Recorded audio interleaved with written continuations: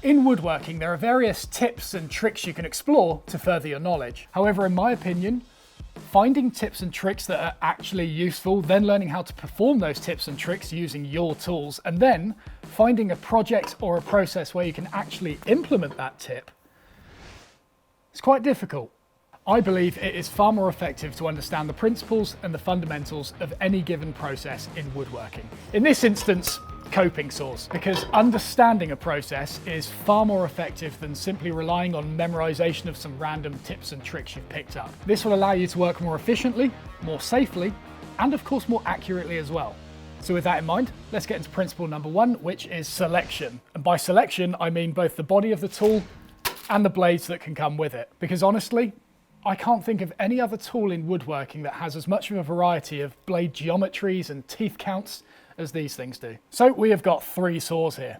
These 2 are both coping saws. This one is what's called a fret saw. Let's just get rid of this one for clarity. At first glance, these look very, very different, but the only thing that really defines these 2 is the way in which the blade is held in the frame. On a coping saw, the blade has a pin through it which hooks either side of the frame and locks it in place. Whereas on a fret saw, the blades are pinless, and so these need to be locked in the frame using other means, quite often using a thumb screw of some kind. And so what this usually means is that blades found in coping saws are somewhat thicker, because those blades need to be able to accommodate a pin running through it, whereas blades and fret saws tend to be a little bit thinner. But keep in mind, the thickness and coarseness of the blade is not what defines these 2. It's simply the method in which the blade is clamped. And so if you're trying to decide which one of these you need, quite commonly it comes down to the thickness of the blade. For example, if you're using Japanese saws primarily, which have a very, very thin kerf, you're going to struggle to get this thick coping saw blade into that kerf without it binding. In most cases, you're going to want something like a fret saw, which has a much thinner, finer blade. However, if what you're doing is a lot of rough work or heavy stock removal, something like a coping saw might be of use to you. But honestly, I've never actually needed one of these, even if I am doing rough work. I've just fitted a very coarse blade into my fret saw, and providing I don't ask too much of it, because they are quite thin blades and liable to break, I've got on perfectly fine with it. Now, coping saws tend to have a good selection of blades available in a variety of tooth counts. As with any saw, this is usually done in TPI, which stands for teeth per inch, sometimes referred to as PPI, which is points per inch. And so of course this means if you have a lower tooth count, then the blade is going to be coarser, and if you've got a higher tooth count, then the blade is going to be much finer. So that's the case with coping saws. With fret saws, the variety of blades available with these is seemingly endless. Not only do you have such a wide range of tooth counts available, but you've also got a massive selection of tooth geometries to pick from as well. My personal preference is a 14 TPI blade, because it pretty much matches that of my dovetail saw. I'm pretty used to it. This tooth count works very well with the types of materials I tend to use, whether they're hard or soft or whatever, and it also works very well within the range of thicknesses of wood I tend to work with. Most of my stuff is anything within the range of 12mm, which is half an inch, and 3/4 of an inch, which is about 20mm. And so seeing as most of my material is within that range, I don't need to swap this out very much. But if I was working on something much thicker, let's say something like an inch thick, I might want to drop the tooth count to something like a 10 or an 8 TPI or something like that. Conversely, if I was working on something thinner, like a 1/4 inch board, I might want to bump the teeth count up to something like 20, because using such a coarse, low tooth count on thin material is going to cause a ton of breakout and vibration. And if you're working on very thick material but the tooth count is too high, the gullets within the teeth are going to clog very quickly and you're going to get absolutely nowhere with the saw. And so choosing a suitable blade for both fret saws and coping saws is essential to working efficiently and accurately with them. But for me, 14, 15 TPI is a really good all-rounder. If you want help choosing a blade, I've put a link in the description to a buying guide provided by Pegas, who make incredible fret saw and coping saw blades. It's actually what I've got fitted in these. And they've listed all of their blades with all of the recommended uses, whether it's hardwood, softwood, metals, plastics, and the thicknesses within each of those materials. It's an incredibly useful guide, so I'd recommend taking a look. All right, so next we're going to start looking at how to set one of these things up. And to begin with, we're going to focus on which way you should install the blade. When you buy a saw, generally the blade is going to be pre-fitted in it. However, if I take a closer look at these, this one has been sold with the teeth configured so it cuts on the push stroke. This one, however, has been sold with the teeth oriented so it cuts on the pull stroke. There's no real rule for which way the blade should be mounted in these. It largely comes down to personal preference. Some people like to cut on the push stroke because it mimics that of their dovetail saws, whereas some people like to cut on the pull stroke because it's very similar to working with Japanese saws, for example. It comes down to personal preference, but for me, I like to cut on the pull stroke. The reason being, for much the same as Japanese saws, I find that when you cut on the pull stroke, it pulls the blade into tension, which is quite an important thing for such a thin blade like this. Whereas if you're cutting on the push stroke, with that weight and aggression behind the blade, there's more of a chance of the blade buckling and therefore snapping. Now, that's not to say you can't break a blade if you cut on the pull stroke. If your technique is rubbish, which we're going to be fixing later, then no matter which way you orient the blade, you're going to get breakages. But I just find I get slightly less if I'm cutting on the pull stroke. Another contributing factor to blade orientation could be tear out on faces. For example, currently I've got the blade cutting on a pull stroke. If I start clearing out this waist, I'm getting quite a lot of fluff and tear out on the front edge. Whereas if I flip the blade around, when I clear this tail out, it's cutting far cleaner on the front edge. If you're cutting on the push stroke, it just makes it slightly easier to see the line you're following, whereas on the pull stroke, it fluffs it up quite a bit. So mess around with it, play around with it, see which one suits you best. The only thing I'd say for certain is when you buy a coping saw, or a fret saw for that matter, make sure you pick up some spare blades for it as well, because not only should you be expecting breakages, but the blade that comes with it is quite often rubbish. They're just not of a high quality and it makes the tool a lot harder to use than it should be. So take it out, get rid of it and replace it with a decent one straight away, because these will make the coping saw much easier to use. An instance where you'll almost certainly need the blade cutting on the pull stroke is when using one of these bird's mouth saddles for marquetry, because by cutting on the pull stroke, you're pulling the material down into the bird's mouth, whereas if it's cutting on the push, it's going to start lifting it up. Now, I'm absolutely rubbish at this, so I'm going to do a little bit of practice now. The blade is way too coarse for this, but let's go anyway. Oh dear.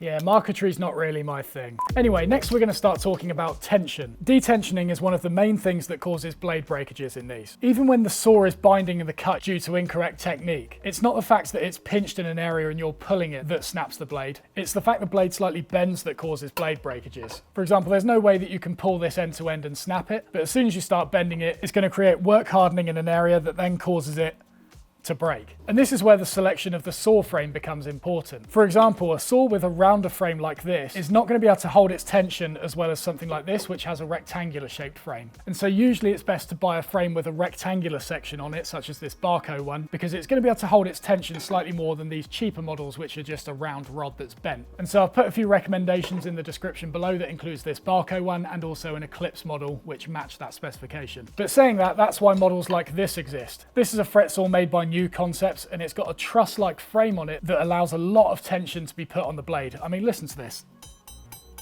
Having a blade under that much tension means it's much less likely to start bending and twisting in the cut, and will therefore reduce the amount of breakages you get as well. And so that's the level of tightness you're looking for with a fret saw.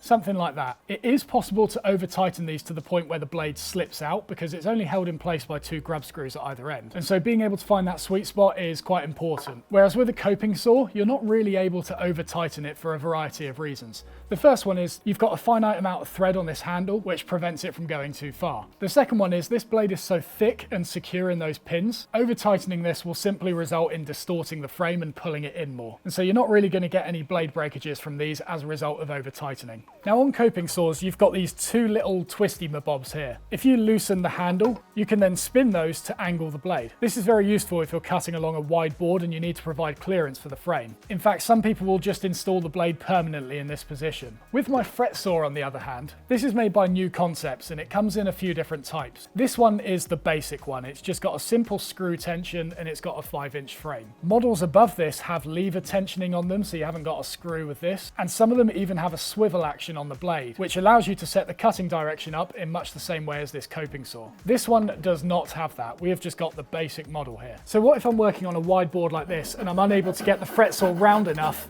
to start cutting horizontally across the baseline? Well, one solution to this would be to literally bend the frame on this. It's only made of aluminium. I could very easily just bend that up and get it out of the way. A simpler solution, which I take no credit for by the way, I picked this up from Chris Schwarz, is to use a set of pliers to bend the blade. Yes, it seems slightly crude. Yes, it will slightly damage the blade, but these things cost pennies. If it reduces the lifespan of this thing by 50%, it really doesn't matter. Simply grab the blade at the point where there are no teeth, give it a little twist. Same at the other end. And that blade is now slightly angled. And now we've got plenty of clearance for the saw frame to cut horizontally along that baseline.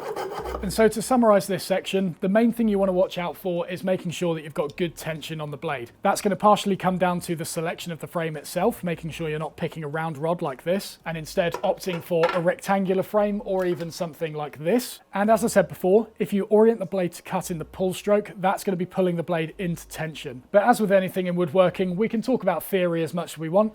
Most of it comes down to practice. And so next, we're going to start focusing on using a coping saw. But before we move on, quick little interjection if I may.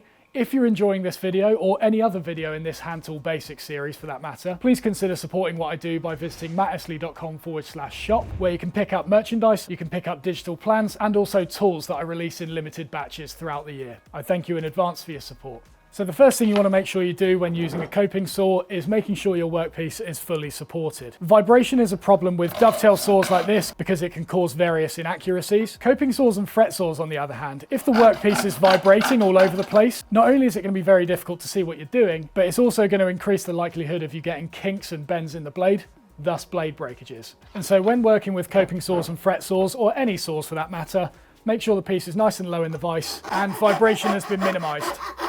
This is the case for thin boards, thick boards, whatever. Just make sure they're nice and low. Next, we'll quickly talk about a one versus a two-handed grip. Not a lot to be said about this, other than once again, it comes down to personal preference. But for me, I like to go for a two-handed grip, so I feel like it gives me the most control. This allows me to work while standing straight on looking at the piece. You have got to be careful though not to apply too much pressure because you've got two hands worth of pressure rather than one now. As always, it's just important to let the saw do the work. So next we'll address the most common problem people experience with coping saws and fret saws, and that is the saw blade binding. So the first thing to remember is what I said earlier. If you're working with a Japanese saw, you're going to really struggle to get a coping saw blade into the kerf left over by this. This plate is extremely thin, and while that coping saw might be able to get started in it, you're going to really struggle to turn it. And so in those cases, you're going to be wanting to use a fret saw. But if you're using a standard Western style push saw, the kerf will be wide enough to accept both a coping saw and a fret saw. So when clearing out waste like this, keep in mind you don't need to clear out all the waste in one hit. You can start 3/4 or even half of the way down if you want and swoop across like this and do a nice little curve cut, and then come back across the other way to finish off that corner. Creating the expectation to do the entire thing in one hit is going to result in a very tight curve down here. It's often better just to break it down. And so for this, I'm going to demonstrate on a coping saw because it is the harder of the two. We're going to give it a little wiggle to get it about 2/3 of the way down. Now I haven't started angling the saw or anything yet, it's still matching the pitch of that dovetail. And so while it's in that position, we're going to get working it back and forth using the entire length of the saw, not putting any pressure on it at all, just letting it float in that cut. And then while doing those long strokes, we're going to start turning it. Still turning. If you feel it gets sticky, stop turning it and just keep working it back and forth. So it's looking good and it's getting sticky, so I've stopped turning. It's now loosened up, so I'm turning again. A lot of this is simply done by feel. As soon as you feel it bind, if you're trying to force it back into being straight or force it round more, it's going to create breakages. And so it's best to take it slowly, do long strokes, and then the second you feel it binds, you know you're still able to make adjustments rather than just get it all tangled up in there. So we're almost round. It's binding again, so I've stopped. And now we're moving again. And now we're horizontal. So I've ended up doing quite a tight curve there, but I've still got a bit of distance to go until I hit the bottom corner. And so we'll just start angling it down again. So while moving the saw back and forth, we're going to start lifting up the frame. And there we go.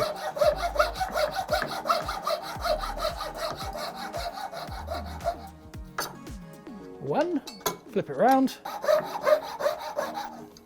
If you watched my video on how to saw correctly, you'll remember at the end of the video I said that if you focus on just doing long strokes and that's it, all of the other practices just naturally fall into place. You start being more relaxed, you stop bending the saw plate as much, you tend to get straighter cuts. It all just falls into place if you focus on doing longer strokes. That is very much the case with coping saws as well. The problem people usually have with these is they focus too much on the task at hand, which is getting it round that curve, and not enough on form. And so as a result, they'll start doing small strokes forwards and backwards while bending that frame round. And so not only is the saw not cutting, but you're also twisting the blade, which means that even if you were to start doing long strokes, the saw's already bound in the cut. And so that is why focusing on long, light strokes and just carefully moving that frame around is going to make it much easier to make that turn. And any binding you experience throughout the cut much easier to remedy. Focus on long strokes. It makes all the difference, trust me. Of course, there are some woods that are particularly resinous and sticky, and so even if you do use long strokes and proper technique, you may still experience binding. In cases like that, just a little bit of candle wax or paraffin wax up the side of the blade very lightly will help get you out of a sticky corner that you just can't seem to get around. But really, that should be a last resort. Primarily, you want to be focusing on technique. And so with that, that wraps up how to use a coping saw correctly. If you enjoyed the video, please don't forget to press the like button, subscribe if you haven't already, and if you want to support the channel, please consider grabbing yourself some merchandise. Thanks for watching. I'll see you in the next video.